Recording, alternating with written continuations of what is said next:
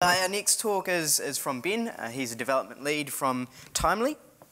And Ben has been creating a serverless app from the design all the way through end to end to deploy. So, Ben, there he is.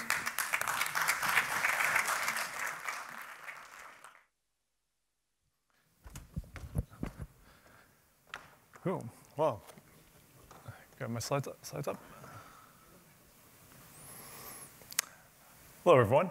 I'm here to talk to you today about WolfTracker. It's an application I built, and it's really served as a tour around the world of Azure functions for me. So I'm a development lead at Timely. I'm based out of Wellington, and my Twitter handle is down here. So after the talk, I'll be posting a link to the slideshow with all the other information. Before I joined Timely, I was a CTO for a small company, and we had just moved from Rackspace into Azure. So we had just had all these VMs, and one of the big fights I had was with my CEO saying, let's not just lift and shift our stuff, let's move to these PaaS offerings. Do you ever want to upgrade a database server again? I don't. So that was great, but the next project that came in after that was a big one, and I said, man, this serverless functionality is a perfect use case. Now, at this time, I announced that I was leaving, but I really wanted to give information to my team to demonstrate that this is possible with the skills and tools that you have, and now being in the Azure space, you can make this work. So the goal of starting out with this app, I wanted something that was highly scalable. So with this app, if I got my 5 minutes of Reddit fame, I wanted my app to be able to handle it. I wanted it to be very intelligent. I also wanted it to be secure, and secure means two things to me. It means HTTPS by default, and I want proper authentication. I do not want to have to roll my own. Oh, and the last thing, I want it to be cheap. I want to pay nothing, if at all possible. As a CTO, I love that. So this is WolfTracker. You can go to wolftracker.nz. It's a live running app. There's a few key parts to it. The first part is this. You're going to see pictures of wolves. The next part is you can upload wolves. If you upload a wolf, it will ask you to log in. And I happen to be using Auth0. So everything that was mentioned in the previous talk, using JWTs, integrating into this app, I've been using. The intelligence aspect of this is using the Azure Cognitive Service API, specifically computer vision. So you see here, there's a picture of a wolf. When you upload a picture, it returns me a bit of JSON, and it gives me a degree of confidence. So with my application, I assume that if it's at least 60% confident, I accept the image. So with this, I could just, you guys can upload an image, you can try it now. And once again, if it's at least 60% confident, it works. And a funny story, when you upload a picture, there's a property in there called racy. The documentation didn't really explain what that was, but if you Google racy images, yes. And the quick funny story is I was testing it because the documentation didn't explain it, and my wife walked in, and she's like, what are you doing? Yes, that was good times. So here's quick examples. This handsome gentleman is actually not a wolf. And the irony with this is that this picture comes from a Twitter feed called Not a Wolf. Here's another image. That's a kitten, not a wolf. A Labrador, not a wolf. Ooh, let's try to trick it.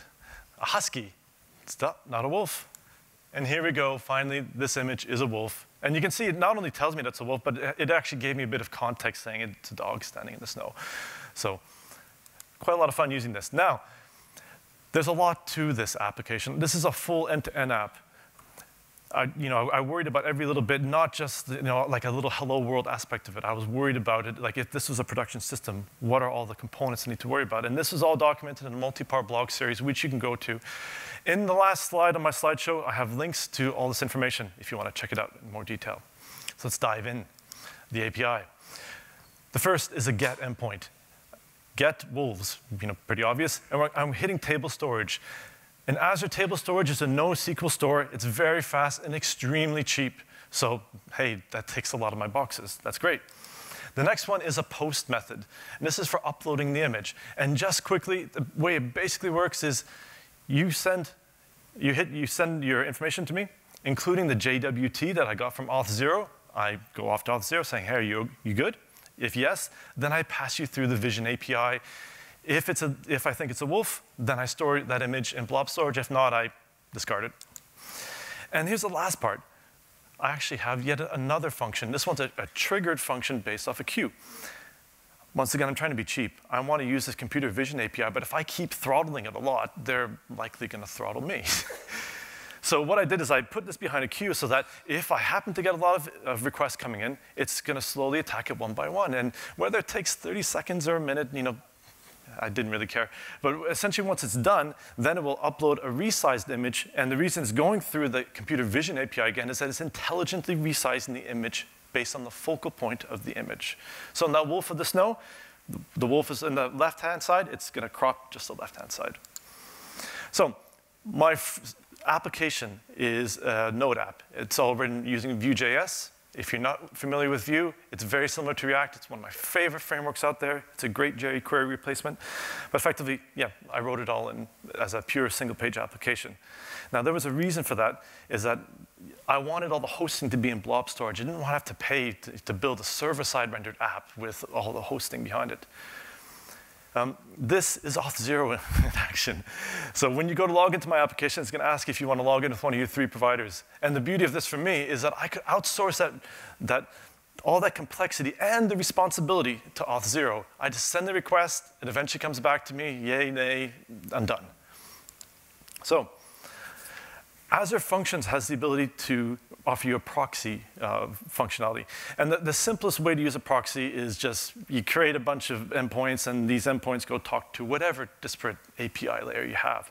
But I used it to initially give me a mock API. Because when I was developing that Vue.js application, I wanted to be able to hit a real-ish endpoint. So there's a lot on this screen, but the key parts are here. I created a URL path, mock/API/getWolves, and it's a get. If it was a get and that API, I always return you a 200, and I always return to you this JSON. This was immensely useful for me because when I started out, I wasn't quite sure how I wanted to structure my JSON, and I didn't want to have to build my backend first. I could do it later. When Azure Functions first came out, the development experience was not so ideal. You had to write your code within the browser, and that's actually pretty cool still nowadays if you're writing something nice and small, but most of the time, I want my IDE, I want my IntelliSense, I want my debugger. So at the time when I wrote this, the best development experience was within Visual Studio, and here I am, I just said, file, new project, Azure Function, and I'm set up. So what you're looking at here, this is my get method on the right-hand side. When I hit debug, I get this console window up in the top left. And in this console window, it gives me my running log, but it also, when you start out, it gives me all the endpoints, like the URL path, like localhost 7071. So with that information, I can then use Postman locally to hit my endpoints, and I can debug. And then I have the full power of Visual Studio. So when I'm writing, I have all my IntelliSense. When I'm debugging, I have all the power of the debugger. I can use my resharper. It's anything that you can do with a web app, you can do with your Azure Function. Now, one thing to stress is that I am a C# dev, and yes, by default, I'm going to default to C#. But Azure Functions, like AWS and Google, supports a slew of languages. Node, Python, PowerShell, Ruby. There's so many languages I'm having trouble keeping up with them now. And like with all the cloud computing providers, the changes are coming out really quickly. In addition, Azure Functions supports a .NET Core. So what this means is that you could write your, say, C# functions on a Mac with, say, Visual Studio Code. And this is the add-on. If you install this add-on for Visual Studio Code, it'll install this little icon, enabling you to easily create, upload, and deploy your functions. So going back to proxies. Once again, that was very cheap. I did not want to have to pay for hosting. I did not want to have to pay for something like Azure Web Apps. I wanted to put it into storage. If I was in the AWS world, I would go to S3, say, create static hosting.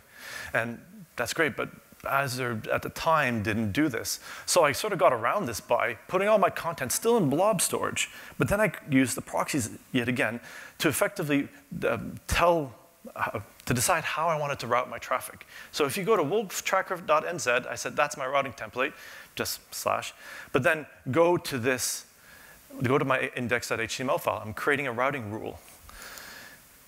And same thing, if you go to, say, WolfTracker.nz/upload image, I don't want you to go to a folder. I still want you to go to the index.html file because it's a single page app. So once again, with my proxies, I'm able to create routing rules. So this is, I guess, another creative way of using proxies. So yeah, here's the routing template and the URL. Now, just recently, as I was working on this slideshow, Azure finally announced that they're going to be offering static website hosting, so we'll have at least some parity now with the AWS 3 world, so you wouldn't have to do this. So, logging and monitoring. As we've heard from the other speakers, logging and monitoring is a tricky thing with the serverless world, which is why it gets built in and offered by default. So when you write a function in an Azure world, you get a small object, it's usually called context, and you can write to the log. And this is the original log that you get. It's straight from the UI. It's in the Azure portal. So you can see here, these are all my different requests that I've done over time. Now, this is okay, but it wasn't, for development, it wasn't that flashy an experience, to be honest. But since then, Microsoft has integrated application insights to it. And the thing to stress with application insights is that it's very powerful. It's a bit like getting New Relic, except it's free. So, live metric stream. This is my favorite feature by far in application insights. I use this all the time when I'm debugging my live code. So there's a few parts to it. On the right-hand side, this is my running log. Every time I chose to write a message, it's putting something in here. On the left-hand side are all my stats, and the very bottom is my actual server. My actual server. With serverless code, we don't get servers, but our code runs somewhere. And the way that it works in the Azure world is that you get a very small amount of unused capacity on a VM.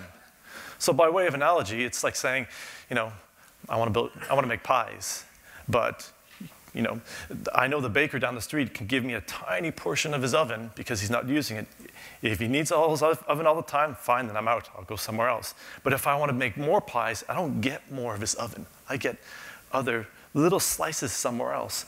And what I find really useful about this image as well is it also sort of clearly states why we need to write stateless code. You could put something in memory, but if you expand this out, if you had a lot of instances, what you have in memory in one spot may not be in memory the second time. So as I was writing this, I came across the dreaded cold start issue. We've heard some of the speakers briefly refer to it. So just quickly, serverless, if you're doing nothing with it, there's no infrastructure running your code. You get precisely what you need to run your code. The problem, though, is that to start from scratch, to start from cold, they need to take your code and they need to load it up. So like in my case in the IIS world, if I'm doing that, it takes time for the .NET Core, the .NET application to sort of load up and wake up. This could be very painful, especially if you have a very big function. Long ago, when I first started writing this, I had problems of, say, 10 seconds to load up, which I thought was a bit ridiculous.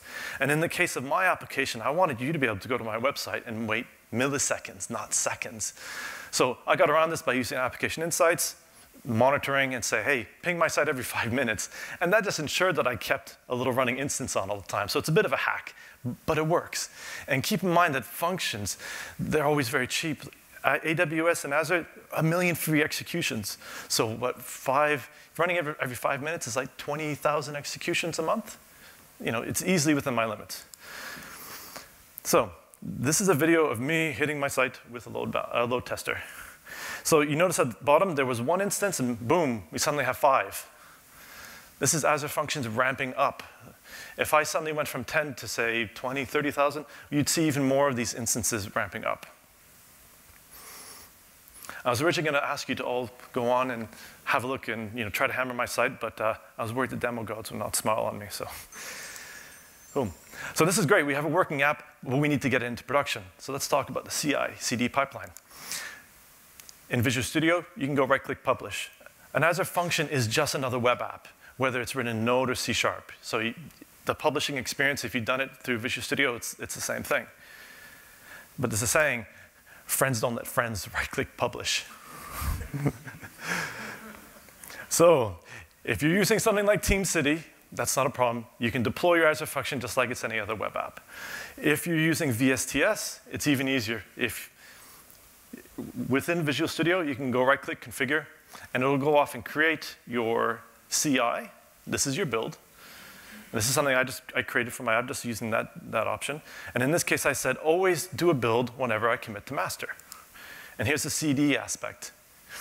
This is the deployment step. And now the rule that I created was I said, always deploy to dev, but manually choose to deploy into production. And the reason for that is that I like to test in dev, but as a function also gives you a test slot. So that means is that you have, when you deploy, you can deploy to production, but they give you a near production slot, like a staging slot. So you can deploy there first, and then you can just say swap.